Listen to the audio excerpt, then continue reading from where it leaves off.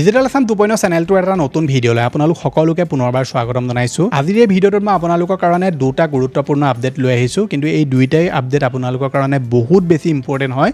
প্ৰথমটো আপডেট হৈছে ৰেচন কাৰ্ডখনৰ লগত জড়িত। আপোনালোকৰ হাতত যদি এখন ৰেচন কাৰ্ড আছে তেনেহ'লে চৰকাৰে আপোনালোকক এটা কাম কৰি ল'বলৈ কৈছে।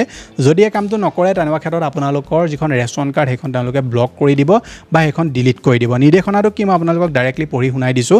চৰকাৰে কৈছে যে ৰাজহুৱা বিতৰণ ব্যৱস্থা PDSৰ অধীনৰ সকলো NFS হিতাধিকাৰীক ইয়াৰ দ্বাৰা অৱগত কৰা হয় যে চৰকাৰী নিৰ্দেশনা অনুসৰি ৰেচন কাৰ্ডৰ সদস্যসকলৰ KYC সত্যাপন কৰাটো বাধ্যতামূলক। 19/5/2026 অনুসৰি তথা ভাৰত চৰকাৰৰ আদেশ আৰু মাননীয় উচ্চতম ন্যায়ালয়ৰ নিৰ্দেশনা অনুসৰি ৰাজ্যখনৰ ৰাষ্ট্ৰীয় খাদ্য সুৰক্ষা আইন 2013 NFS 2013 অধীনস্থ হিতাধিকাৰীসকলক 100% KYC প্ৰমাণীকৰণ সম্পূৰ্ণ কৰাটো অপৰিহাৰ্য কৰিছে। যিসকল হিতাধিকাৰী এতিয়ালৈকে KYC সম্পূৰ্ণ কৰা নাই তেওঁলোকৰ নিকটৱৰ্তী সুলভ মূল্যৰ দোকানৰ উপলব্ধ POS মেচিনৰ জৰিয়তে অতি সোনকালে এই প্ৰক্ৰিয়াটো সম্পূৰ্ণ কৰিবলৈ জনোৱা হ'ল। ইয়াৰ উপৰিও জনোৱা হয় যে চৰকাৰী নিৰ্দেশনা অনুসৰি KYC সত্যাপন নোহোৱাকৈ থকা ৰেচন কাৰ্ডৰ সদস্য বা ৰেচন কাৰ্ডৰ সমূহ NFS হিতাধিকাৰীৰ তালিকাৰ পৰা এতিয়া নাম কৰ্তন হ'ব পাৰে। গতিকে ৰেচন কাৰ্ডৰ ডাটাবেছৰ পৰা নাম কৰ্তন হোৱাটো এৰাই চলিবলৈ সকলো হিতাধিকাৰীক যিমান পাৰি সোনকালে KYC প্ৰক্ৰিয়া সম্পূৰ্ণ কৰিবলৈ অনুৰোধ জনোৱা হ'ল।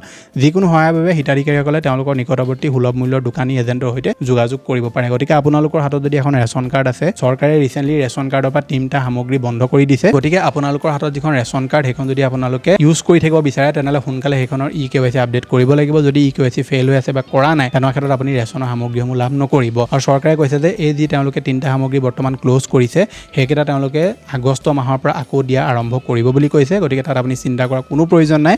বহুতে কৈ আছিলে যে চৰকাৰে 3টা সামগ্ৰী বন্ধই কৰি দিলে নেকি, তেনেকুৱা কৰা নাই।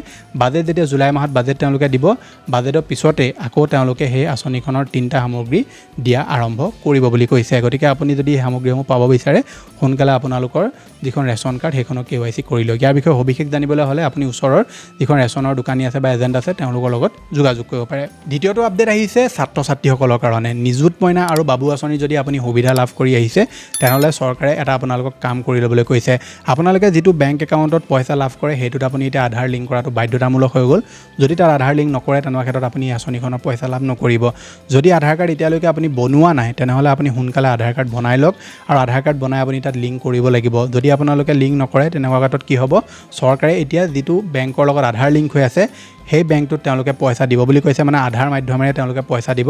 গতিকে আপোনালোকে যদি নিযুত মইনা বাবু আঁচনিৰ যদি আপোনালোকে পইচা পাই আছে আৰু আপুনি যদি আগলৈও পাব বিচাৰে তেনেহ'লে এইসমূহ কাম এতিয়া চৰকাৰে আপোনাক গুৰুত্বপূৰ্ণভাৱে কৰিবলৈ নিৰ্দেশনা জাৰি কৰিছে। আৰু এটা আপোনালোকক গুৰুত্বপূৰ্ণ আপডেট দি থৈ যাওঁ। বহুতো ছাত্ৰ ছাত্ৰীয়ে মোক সুধি আছিলে যে চৰকাৰৰ যিখন জীৱন প্ৰেৰণা আঁচনি সেইখন চৰকাৰে বন্ধ কৰি দিলে নেকি। যিহেতু মই আপোনাক অলপ আগতে এটা আপডেট দিলোঁ যে চৰকাৰৰ যিখন বাজেট আছে সেইখন জুলাই মাহত আহিব। গতিকে বাজেটৰ পিছতহে আপোনালোকে এই যিসমূহ আঁচনিৰ পইচা বৰ্তমান চৰকাৰে বন্ধ কৰি ৰাখিছে, অৰুণোদয় হওক বা ধৰি লওক আপোনালোকৰ জীৱন প্ৰেৰণাই হওক, এই আঁচনিসমূহৰ পইচা আপুনি তাৰ পিছতহে লাভ কৰিব। এই সময়ত চৰকাৰে কোনো ধৰণৰ বাজেট নিৰ্ধাৰণ কৰা নাই। গতিকে এখন আঁচনি যেতিয়া ৰূপায়ণ কৰে সেই আঁচনিখনৰ যিটো পইচা কিমান পইচা দিব লাগিব সেই সময়ত সেই সম্পূৰ্ণ কথাখিনি তেওঁলোকে বাজেট যেতিয়া আনিব তেতিয়াহে তাৰ ওপৰত নিৰ্দেশনা জাৰি কৰিব বা নিৰ্ধাৰণ কৰিব।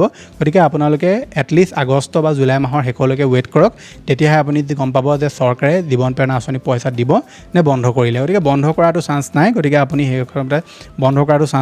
আপুনি সেইফালৰ পৰা যদি চাবলৈ যায় তেনেহ'লে আপোনালোকে জুলাই মাহৰ শেষৰ পৰা বা আগষ্ট মাহৰ ষ্টাৰ্টিঙৰ পৰা আপুনি জীৱন প্ৰেৰণা আঁচনিৰ পইচাসমূহ লাভ কৰা এতিয়া চান্স আছে।